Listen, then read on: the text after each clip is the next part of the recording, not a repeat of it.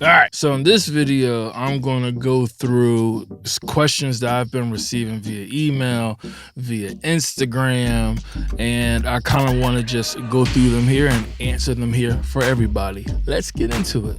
What's up, everybody? I'm Keith. Welcome to the channel. If you're new here, I'm glad to meet you. Please hit the like button, subscribe button, and the notification bell to get more videos like this. Okay, so the first question is, what's the best way to deal with background noise at home? I'm going to say, try your best. Everybody's situation is different. Everybody's house is different. Everybody's recording rig is different. Everyone's studio is different. So try your absolute best. So when we're talking about dealing with noise specifically at home, we're talking about noise inside your recording space, and we're talking about noise outside of your recording space. So noise inside your recording space, if you can, try to not have things that make noise in your actual space that you are recording, right? So if you have a bunch of lights, that may have fans on them or something like that, cut them off when you're recording. If your computer has a big fan, try to isolate it a bit. If the AC is on and loud, when you just hit record, cut it off. Same thing with a heater. If a heater has a hum on it, just cut that off, right? And then there's other things you can do for the actual recording. So there's plugins that you could also use, noise suppressor plugins. Even in my space, which is very quiet, there's no noise in it, there's nothing going on, but this also goes into maybe noise outside of the house. So like if a trash truck pulls up, or I don't know, somebody decides to walk their dogs past my house. I live in a very dog friendly neighborhood. Then all the dogs in the neighborhood go crazy at the same time. It's ridiculous, you know what I mean? And you don't know when that's going to happen. So plugins like NS1 from Waves, like a noise suppressor plugin, that's something that I use sometimes when I'm recording. You can also use gates. I kind of would steer away from them a little bit. If you're not used to using gates, I used to do that back when I first started recording, and it helped to isolate sound, but I was messing up takes pretty often because I did not set the attack and the release of a gate so that it actually just caught the words and only the words. But it was catching, it was kind of overworking itself. So do your absolute best. Things that are in the studio. So the reality of it is this: I tell people all the time, when it comes to recording and microphones, you're not just recording yourself, you are recording the room. You just so happen to be the loudest thing in the room, right? Directly on that microphone. That's what our intentions are. So you want to make sure you handle the rest of the room as well. Which that leads me to the second question. Do I need to treat my room before I record vocals? So a lot of these answers, I'm gonna say this: you can do what you want, because what I don't want to do is tell people what you should do and what you shouldn't do, and that leads people to believe that they only can create music if certain things are in place. You can do what you want. However, like I just said, when you are recording something, you are recording the space that you're in. You just so happen to be the loudest thing in it, right? So when it comes to treatment in a room, you honestly sometimes don't understand how much the room actually plays a part in your actual recording. So you really don't need a lot of treatment. However, what you don't want is for the room to enter the microphone more than your actual vocal to actually enter your microphone.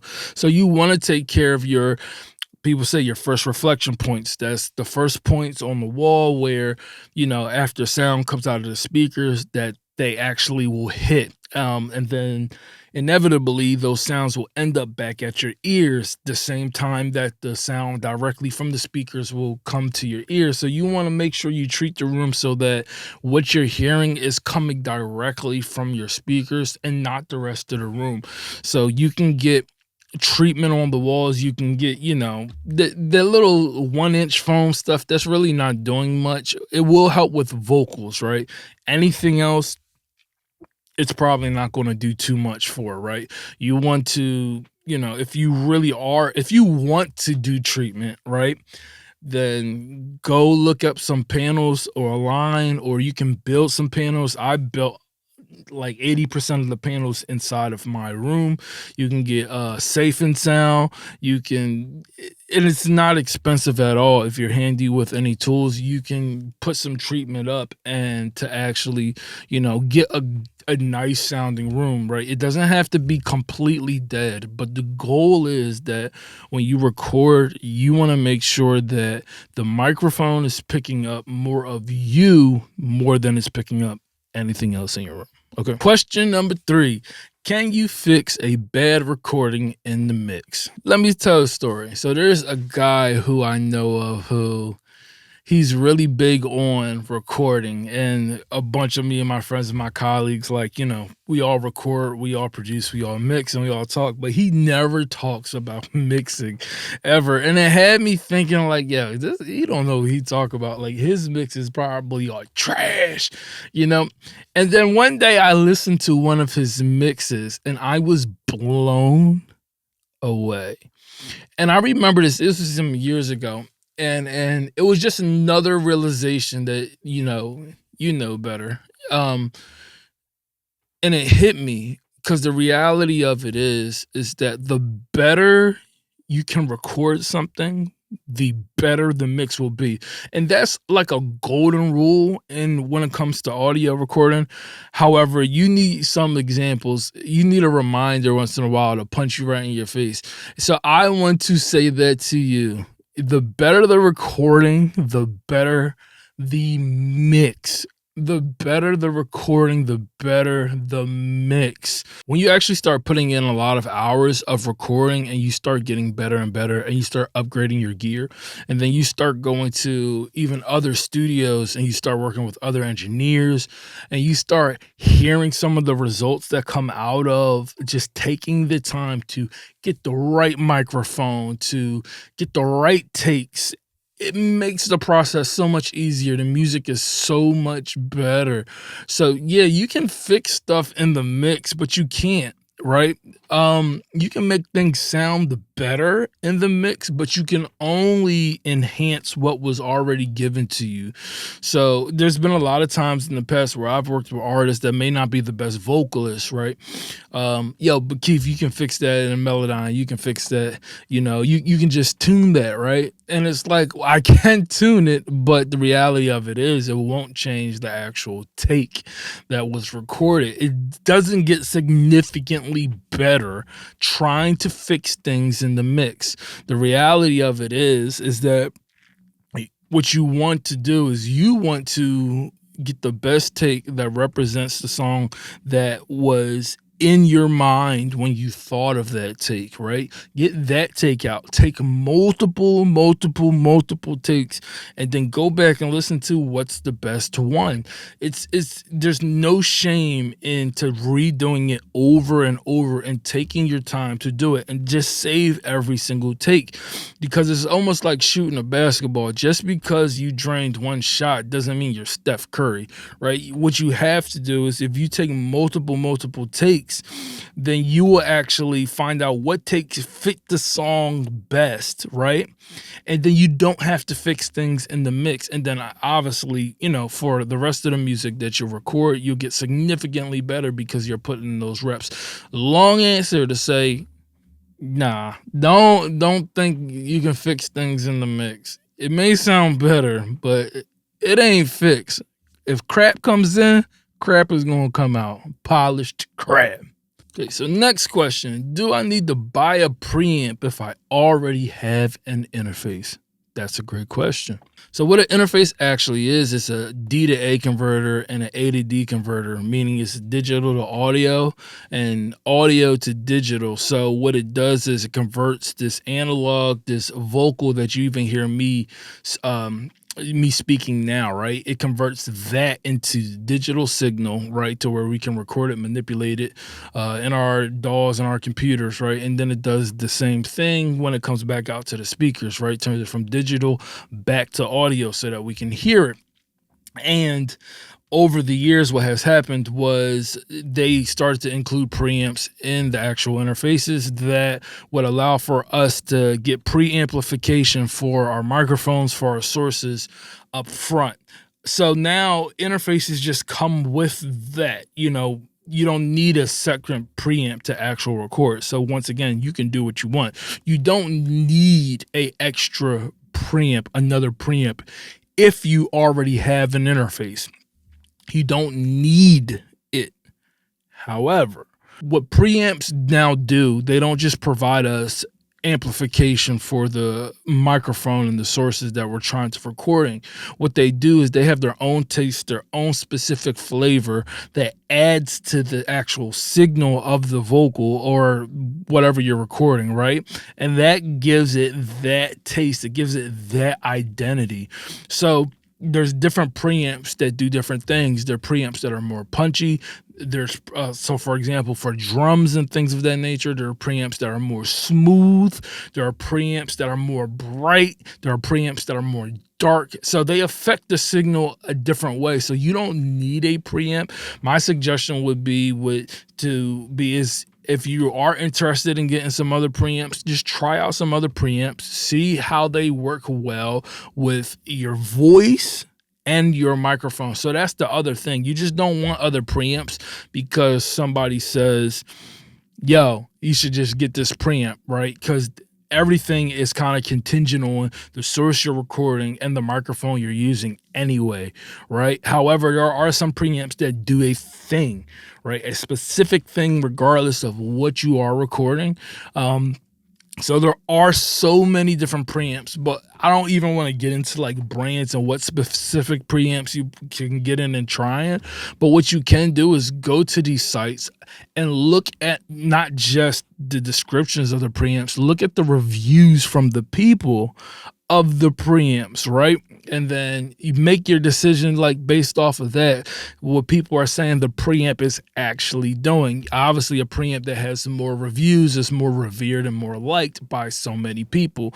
And then ones that aren't they're not, I'm not saying that they're bad, but that's how you can kind of gauge what preamps may do a specific thing for you. So you don't need a preamp, but my suggestion would be is, as you keep recording and you keep going on, try different preamps because they do a thing. And when you pair it with the right microphone for you, it significantly makes your recording so much better, so much cleaner, and you can do so much more with it. So that's my suggestion. You don't need a preamp. You can do what you want, but definitely try to go out and look up these different preamps and how they affect your voice. All right, so the next question I have is, what's the one piece of gear that made the biggest difference in your studio?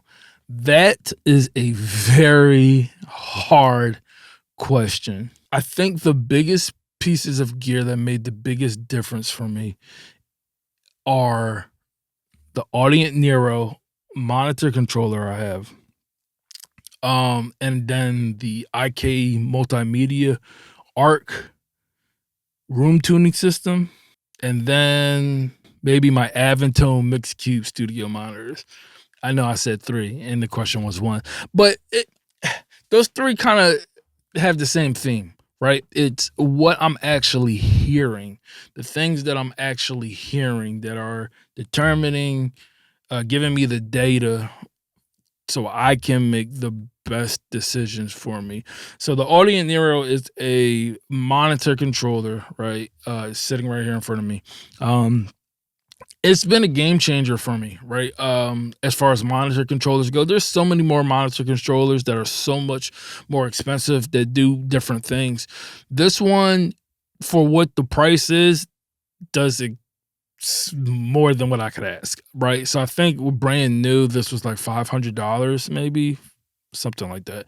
And not just the features that are directly on it, right? This has a lot of features that you have on a lot of other monitor controllers, but I remember when I switched to it versus using what I was using before. So what I was using before is the big knob monitor controllers, The passive one, let me say that. I don't know about the active one, but I had, like, the big knob monitor controller, the passive one, and it was terrible for me. It was terrible, absolutely terrible. And I remember when I switched over to the Audient Nero, and I don't know what's going on in it, but it took every blanket off of my ears. I was able to hear things so clearly. Some people might say now, is that really what's going on? You know, coming out your speakers, I know one thing. It has given me the best information that I can make the best decisions off of, right? And same things go with my Avatone mix cubes. Those Avatone mix cubes don't have a woofer, they don't have a tweeter. It's just mid-range based. But I've changed out my main studio monitors in the studio multiple times. These have never changed, and that's for a specific reason. They don't lie to you. They tell you the honest to God truth, so be ready for the truth. But they have significantly helped make my mixes better. Oh my God, over time. I can't I can't talk about mid-range monitors enough. A lot of people are like, oh, you don't need them this, that, and the third. I don't know if they, I don't know if there's a reason why, Yamaha NS10s are revered to that degree we revere them on is because they do a mid-range thing, right? So it's speakers that do a mid-range thing, like don't just discount them. And the IK Multimedia Arc 4, I think I have. Um, I upgraded the software to the Arc X now that they just came out with. That tunes the room. This I can't say this enough. Like, yo, your room matters so much. And even if you think you have it right, you may not have it right. Right. And right is subjective because we're making music here, right? It's not math. So it's not, you don't have to be down to the 100th percent. Okay. Correct in this space. You just need to be inspired and make the music that you want to make. However, man, you think you're hearing what you're hearing until it starts correcting your room, and then you realize you weren't hearing. Like, I was missing a lot of, like, what was it, like 200 in this room? Like a lot. And I also have a subwoofer, and like 60 to like 40 hertz was like hyped in this room. Super hype. And I knew that. I don't have a super duper perfect room, right? And to actually make it perfect, with treatment is a nice little undertaking. But when you have a device like this, there's other things that you can get and use and try, um, that will take care of the rest of that percentage that you can get to the end of it. It makes a massive difference, and I can't preach that enough. So the things that actually made a difference would probably be those three items: my monitor controller, my secondary mid-range monitors, and the device that tuned my room. All right, so the last question I have is, what's the difference between mixing and just turning levels up and down? Cool, good question. So think of mixing like we're about to cook something, you know, um, and we have all the ingredients inside a bowl, and turning levels up and down would be just like shifting those ingredients around in the bowl. Mixing would be to actually make sure that those ingredients, number one, are the best ingredients for what we're trying to make. But then number two, doing whatever we have to do to those ingredients to make the dish we are trying to create. So if something needs to be cooked more, we're going to cook it more. If something needs a little more seasoning, we're going to season it, right? If something needs to be sauteed, we're going to saute it. Something needs to be fried, we going to fry it. Mixing is the ability to take all of the elements in the song and to enhance them in specific ways to where the song actually becomes the actual song. We're going to cohesively put these elements together to make the song exactly what it is.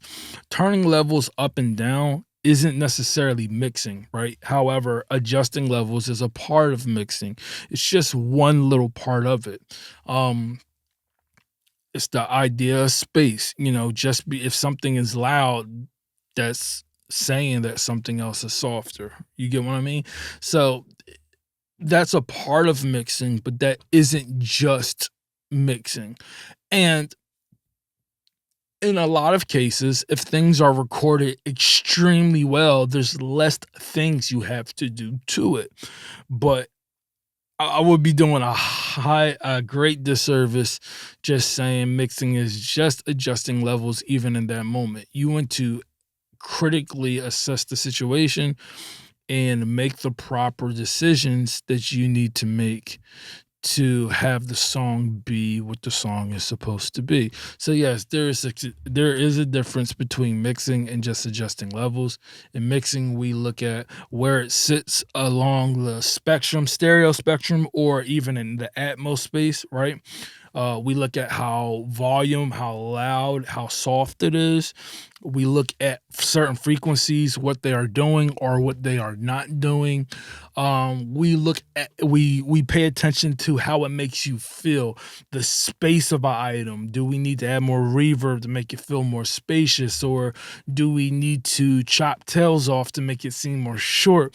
Do we add compression to kind of tame the dynamics of it, or do we need to expand the thing and try to make this thing more dynamic than what it should be? So mixing and adjusting levels are different. Adjusting levels are a part of mixing, but they are not the same. Woo! Okay, cool. That was fun. If you have any questions, feel free to leave your questions in the comments below, or check me out on Instagram. You can give me your questions there. I don't mind answering questions. I love the conversation. Keep it going. And I would love to know, hey, based off of the questions that I read today, what are the suggestions you have for these questions as well? Put them in the comments description so that those who watch the video, they can get the best help that they can get. But until then, I'll catch you on the next video. Peace.